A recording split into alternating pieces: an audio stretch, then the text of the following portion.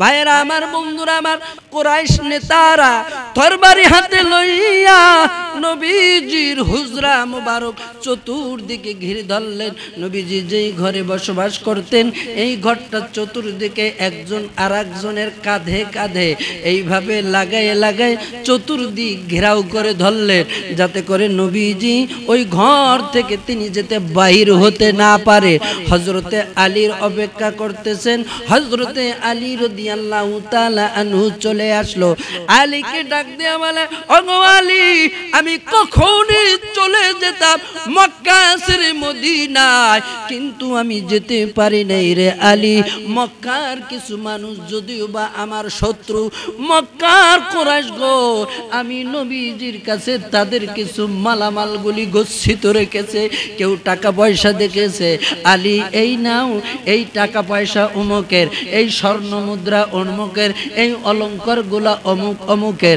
আলী রে, সকালবেলা তুমি ফেরত দিয়া দেবা। পৃথিবীর মানুষ, এ থেকে আমরা কি বুঝতে পারলাম? শত্রু যদি আমানত রাখে, শত্রুর আমানত খেয়ানত করা যাবে না। জোরে বলুন সুবহানাল্লাহ। ভাইরা আমার, বন্ধুরা আমার,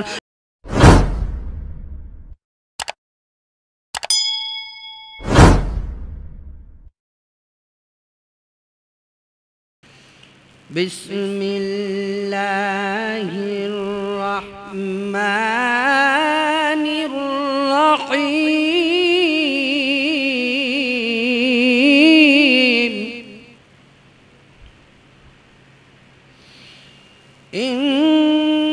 ইন্নাল্লাহা ইয়া'মুরুকুম আন তু'আদ্দুল আমানাতি ইলা সবাই চিৎকার মেরে বলুন সুবহানাল্লাহ। বন্ধুরা আমার, ভাইরা আমার, আমার মুসল্লি বাবারাম, আমানত অর্থ গচ্ছিত রাখা। কি রাখা? গচ্ছিত রাখা। আমানত অর্থ গচ্ছিত রাখা। এর বিপরীত শব্দ হলো খেয়ানত করা। আমানত হলো গচ্ছিত রাখা। এই পৃথিবীর জমিনে কোনো মানুষ কোনো মানুষের কাছে, কোনো ভাই কোনো ভাইয়ের কাছে, কোনো মুমিন কোনো মুমিনের কাছে তার আসবাবপত্র, জিনিস, টাকা পয়সা, স্বর্ণ অলংকার এগুলো গচ্ছিত রাখলে, এই গচ্ছিত রাখা হলো ঈমানি একটা দায়িত্ব। জোরে বলুন সুবহানাল্লাহ। ভাইরা আমার, বন্ধুরা আমার, আল্লাহ রাব্বুল আলামিন বলেন, ইন্নাল্লাহা, নিশ্চয়ই আল্লাহ, ইয়া'মুরুকুম, তোমাদেরকে আদেশ দিচ্ছেন, আন তু'আদ্দুল আমানাতি ইলা আহলিহা।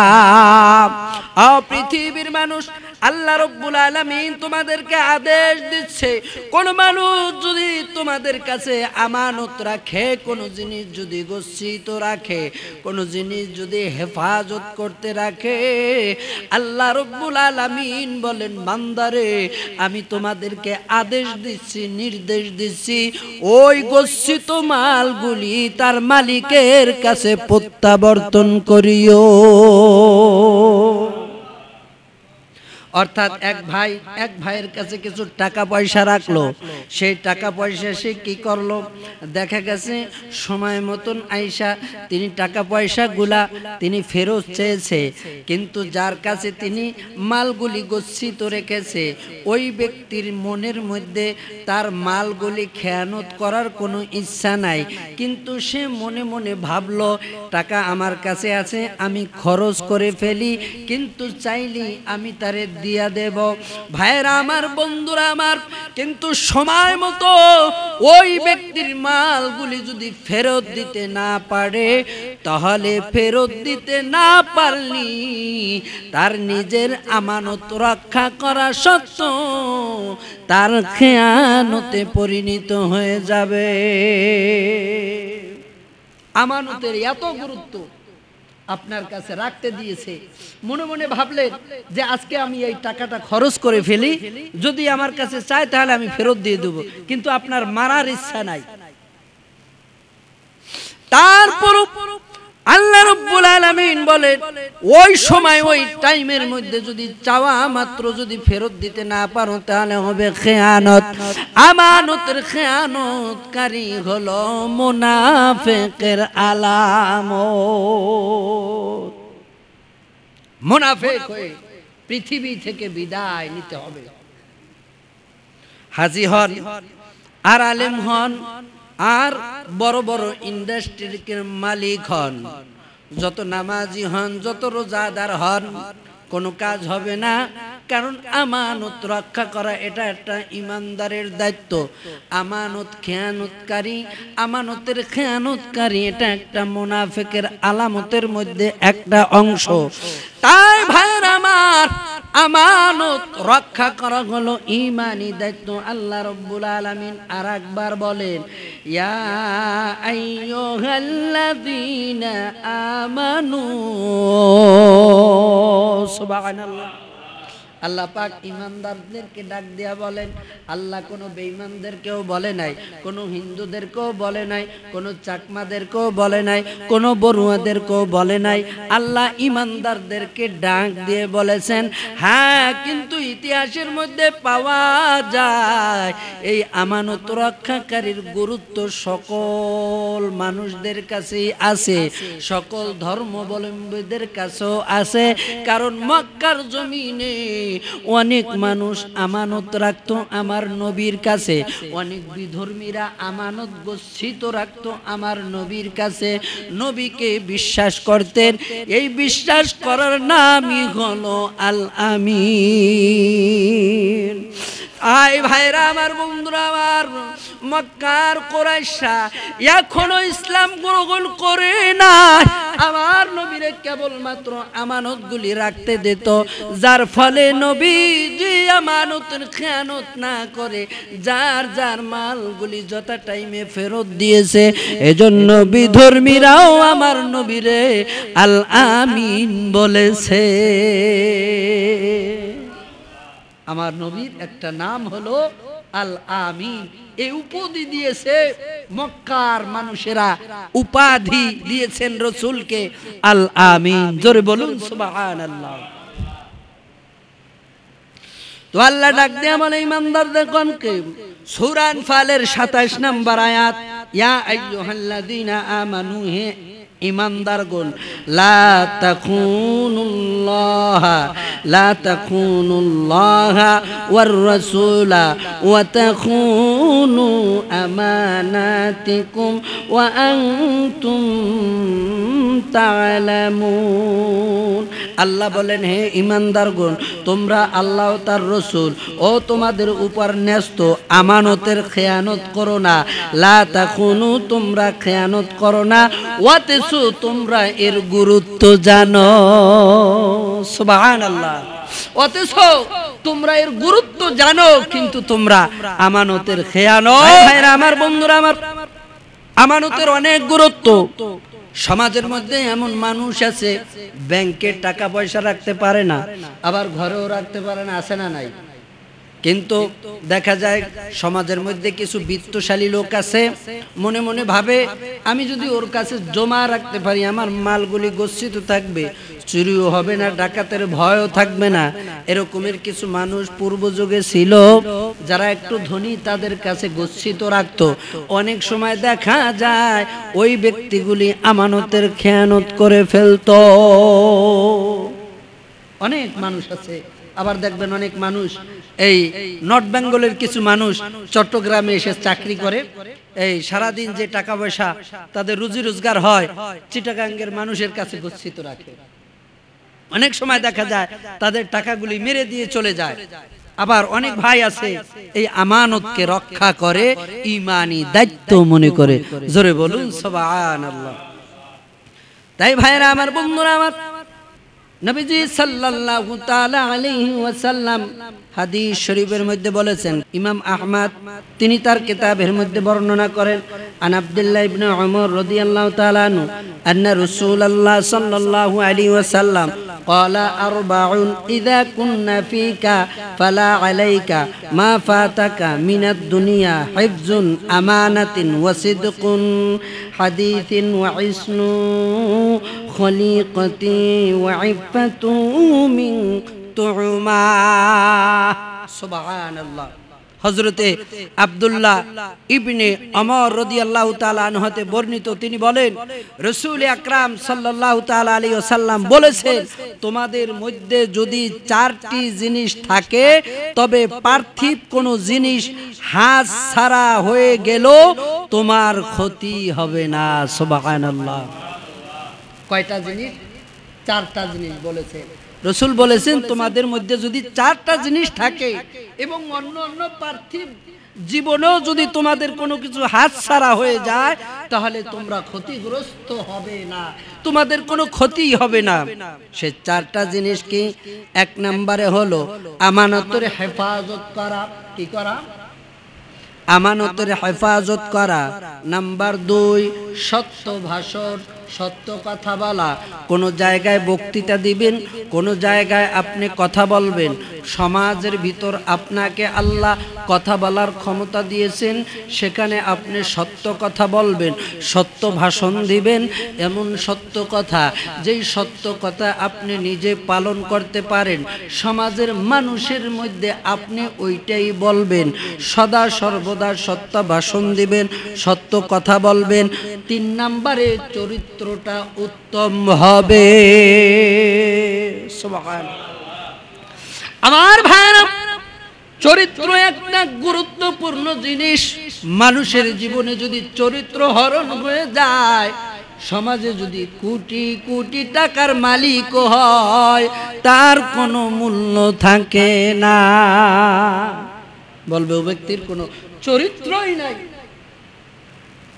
যদি শিক্ষিত হন, চরিত্র যদি না থাকে, অর্থাৎ চরিত্র বলতে বোঝানো হয়েছে আপনার জীবনে এমন কিছু কেলেঙ্কারি ঘটনা ঘটেছে যা সমাজের ভিতর খুবই নিন্দনীয়। এই সমস্ত জিনিস যদি আপনার জীবনে বারবার ঘটতে থাকে তাহলে বুঝে নিবেন আপনার অবস্থা খারাপ, চরিত্র হরণ হয়ে গেছে। মানুষ আপনারে দেখলে সালাম দিবে না, মানুষ আপনার সঙ্গে কথা বলবে না, আপনার শিক্ষাকে দাম দিবে না, আপনার শিক্ষাকে মূল্যায়ন করবে না। এই জন্য বন্ধু, জীবনের চরিত্রটা হলো একটা অমূল্য সম্পদ। এই চরিত্র গঠন করাও ঈমানি দায়িত্ব।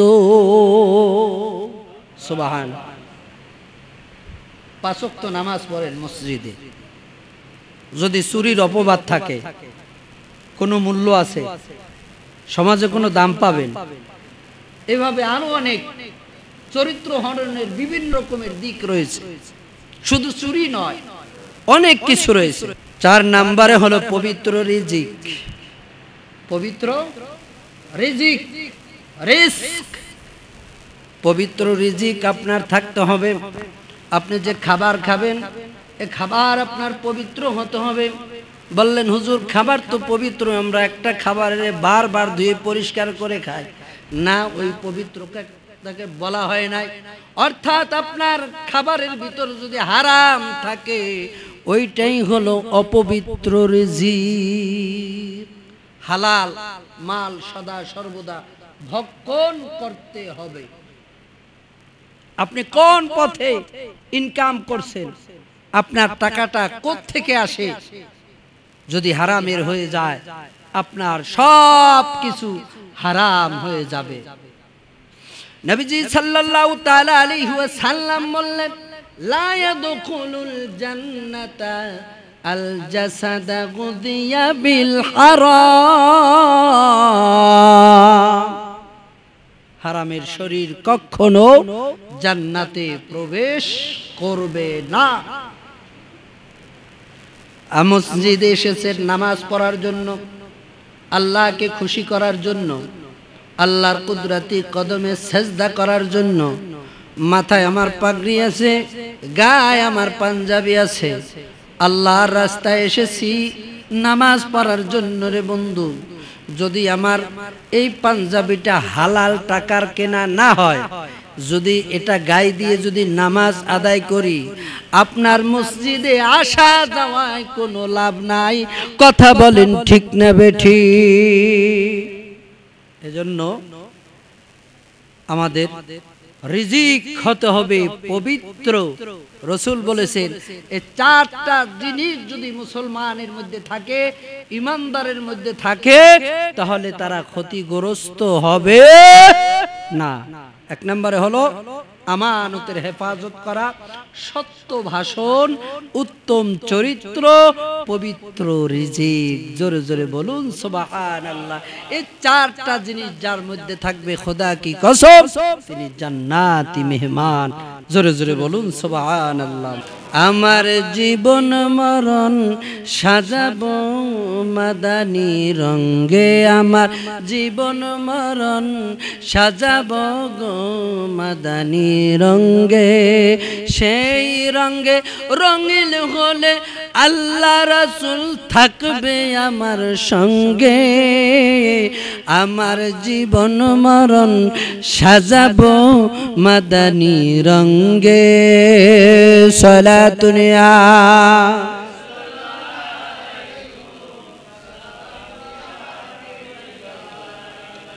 আমার বন্ধুরা, আমার আমানতের কথা বলছিলাম। আল্লাহর প্রিয় হাবিব সাল্লাল্লাহু তাআলা আলাইহি ওয়াসাল্লাম, মক্কার মানুষগণ নবীকে বিশ্বাস করে উপাধি দিয়েছেন আল আমিন। মক্কার কুরাইশগণ এখনো মুসলমান হয় নাই, বিধর্মী রয়ে গেছে, মূর্তি পূজা করে, তারপর রসুলকে বিশ্বাস করে, রসুলকে বলে আল আমিন, রসুলকে ডাকে আল আমিন বলে, আল আমিন বলে। এমন বিশ্বাস করে নবীজি আমার বললেন, হ্যাঁ কুরাইশগণ, আমি যদি বলি রে, এই যে পাহাড় দেখতে পেয়েছো, এই পাহাড়ের ওপারে তোমাদের জন্য শত্রু অপেক্ষা করতেছে, দূর থেকে তোমাদের জন্য তীর নিক্ষেপ করবে, তোমাদেরকে ধ্বংস করে ফেলবে।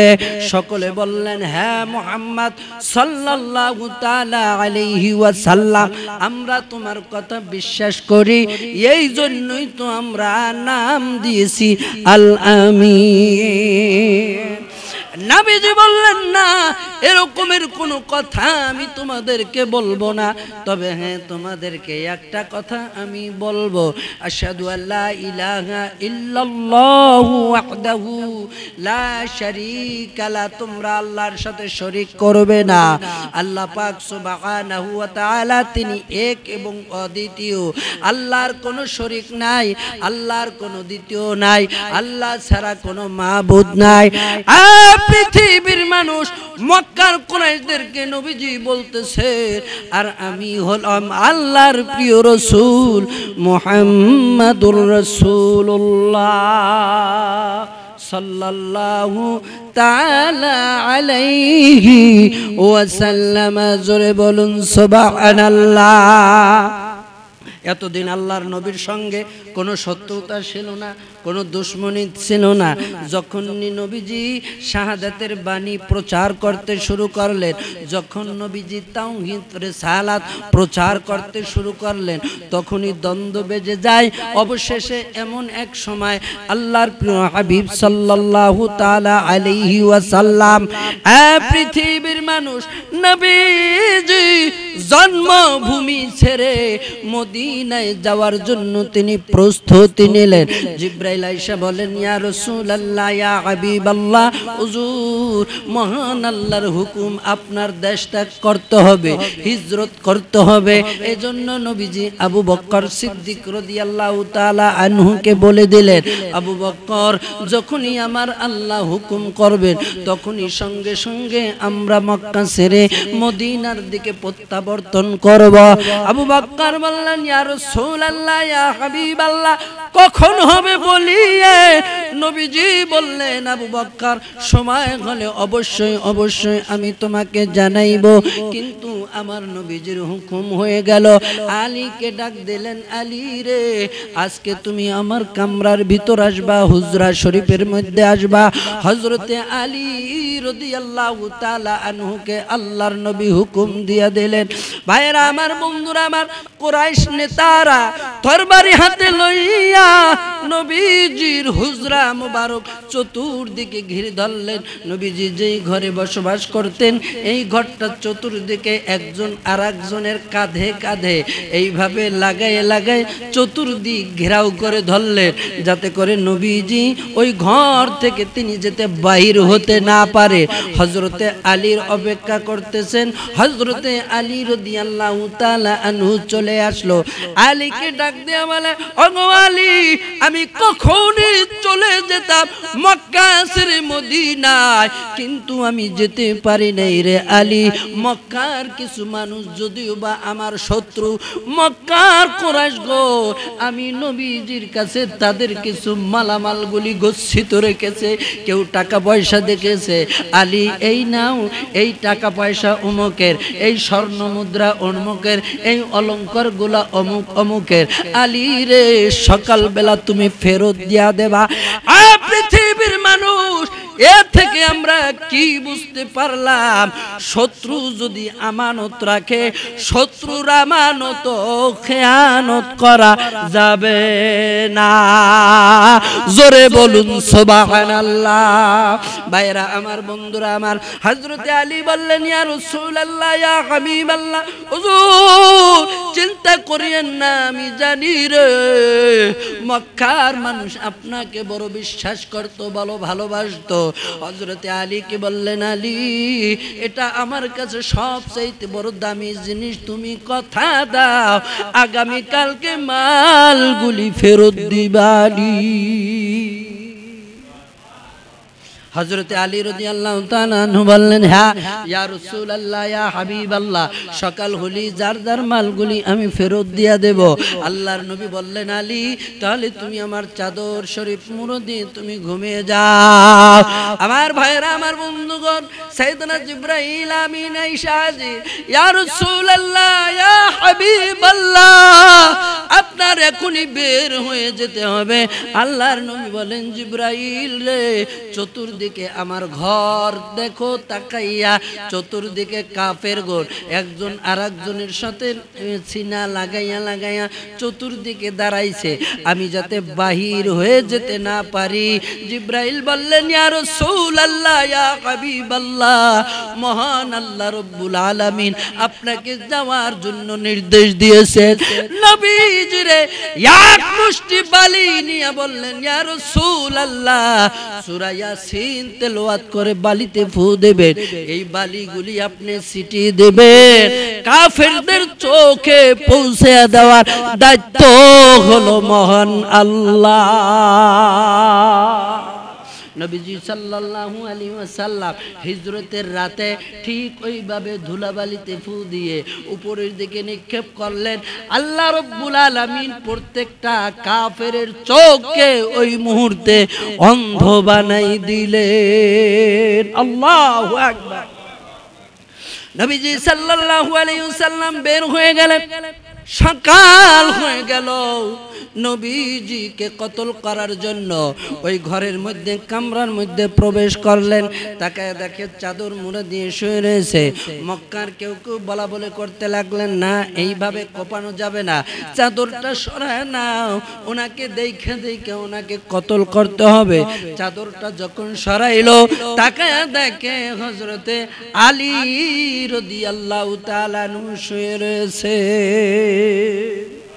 যারা কতল করতে এসেছে এদের মধ্যে হযরতে আলী রাদিয়াল্লাহু তাআলা আনহুর আত্মীয় স্বজন আছে। সুবহানাল্লাহ। হযরতে আলী বললেন, এ মক্কার কুরাইশগণ, কোন নবীরে কতল করতে এসেছো জানোনি? যেই নবীর মারার জন্য তোমরা এসেছো, ওই নবী শত্রু যেন তোমাদের মালগুলি, আমি আলীর ডাইকা সমস্ত মালগুলি ফেরত দেওয়ার জন্য নির্দেশ দিয়েছে। আল্লাহর কসম করে বলছি, বিদায় মুহূর্ত তোমাদের মালগুলি আমানতের খেয়ানত করে না। আল্লাহু আকবার। এজন্য ভাইরা আমার, নবীর চরিত্র গঠন করতে হবে। আমরা নবীজির উম্মত, এই জন্য গালে দাড়ি রাখি, নবীর উম্মত বলে মাথায় টুপি রাখি, নবীর উম্মত বলে সুন্নতি পোশাক পরি, নবীর উম্মত বলে আমরা 5 ওয়াক্ত নামাজে আসি। কিন্তু বাজার নবীর একটা বৈশিষ্ট্য আছে, আদর্শ আছে। নবীজি জীবনে কোনো দিন আমানতের খেয়ানত করে না। এই আমানত আমাদের মাঝে গচ্ছিত রাখতে হবে। এজন্য ভাইরা আমার, বন্ধুরা আমার, সকলকে জানাই দিতে চাই, এ পর্দানিশীন মা, তোমার কাছে তোমার স্বামীর আমানত আছে না নাই? একেবারে প্রত্যেকটা ঘরে তুমি মনে করো তোমার এই ধন সম্পদগুলা তোমার স্বামীর সম্পদ, স্বামীর টাকা পয়সা, এটা তোমার নিজের সম্পদ?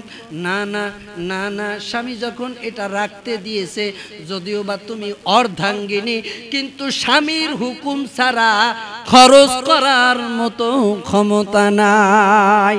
কথা বলেন ঠিক না বেঠিক? এজন্য বলছি, স্বামীর মাল স্ত্রীকে অনেক সময় জমা রাখে, আবার স্ত্রীর অনেক টাকা পয়সা স্বামীর কাছে জমা রাখে, ছেলে আবার অনেক সময় মা বাবার কাছে গচ্ছিত রাখে। এগুলি আমানত। আমানত যথা টাইমে ফেরত না দিতে পারলে খেয়ানত, মুনাফিকের কাতারে দাঁড়াতে হবে। যদিও বা সম্পদগুলি আপনার সন্তানের, যদিও বা সম্পদগুলি আপনার ভাইয়ের, যদিও বা সম্পদগুলি আপনার স্ত্রীর, আমার স্ত্রীর সম্পদ আমি খরচ করব, কার ব্যাপার কি? যখন চাইবে দিতে না পারবেন, আমানতের খেয়ানত হয়ে যাবে। হ্যাঁ, পারস্পরিক, সেটাকে আমানত বলে না। যে স্ত্রী তোমার কাছে টাকা আছে, আমি অভাবে আছি, আমাকে কিছু টাকা দাও, সেটা ভিন্ন কথা। যদি বলে স্বামী এটা আমার টাকা, আপনার কাছে আমানত থাক, সেটা খেয়ানত করে ফেলবেন, খবরদার, কঠিন গুনাহগার হতে হবে। এজন্য পাড়া প্রতিবেশী আপনার কাছে গচ্ছিত রাখে, সেটাই যে আমানত তা নয়। এমনও হতে পারে স্ত্রী স্বামীর কাছে আমানত আছে, স্বামীর ধন স্ত্রীর কাছে গচ্ছিত আছে, আমানত আছে, ছেলে মেয়ের টাকা পয়সা বাবার কাছে আছে, বাবার টাকা পয়সা ছেলে মেয়ের কাছেও আমানত থাকে। এজন্য বুঝে শুনে খরচ করতে হবে, আমানতের খেয়ানত করা যাবে না। একটু দরুদ শরীফ পড়ি, আল্লাহুম্মা সাল্লি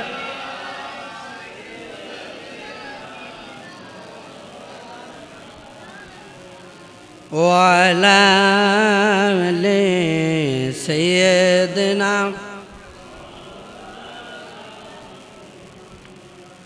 আসেন তিরমিজি এবং আবু দাউদ শরীফের হাদিস, আন আবি হুরায়রা রাদিয়াল্লাহু তাআলা আনহু আনিন নবী সাল্লাল্লাহু আলাইহি ওয়াসাল্লাম ক্বালা আদ্দি লা আমানাতা ইলা মানি ইতামানাকা ওয়ালা তাখুন মান খানাকা। হযরতে আবু হুরায়রা রাদিয়াল্লাহু তাআলা আনহু থেকে বর্ণিত, তিনি বলেন, যে ব্যক্তি তোমার নিকট আমানত রেখেছে তার আমানত ফেরত দিয়ে দাও, আর যে ব্যক্তি তোমার আমানত আত্মসাৎ করে তুমি তার আমানত আত্মসাৎ করিও না। চিৎকার মেরে বলুন সুবহানাল্লাহ। কথাটা বুঝতে পেরেছেন? বলেছেন যে ব্যক্তি তোমার কাছে আমানত রাখছে তার আমানত ফেরত দিয়ে দাও। যদি কোনো ব্যক্তি তোমার আমানত খেয়ানত করে তাহলে তুমি তার আমানতকে আত্মসাৎ করিও। এর বিচার আল্লাহ করবেন, কঠিন বিচার। রেখে দেবা, আল্লাহর রাখে থেকে যাবে। নবীজি এটাই বোঝাতে চেয়েছেন, তোমারটা কেউ মারলে তুমি কাটটা মারিও না। আর তোমার কাছে কারো যদি কোনো হক থাকে, আমানত থাকে, সেই আমানত তুমি ফেরত দিয়ে দাও। জোরে জোরে বলুন সুবহানাল্লাহ।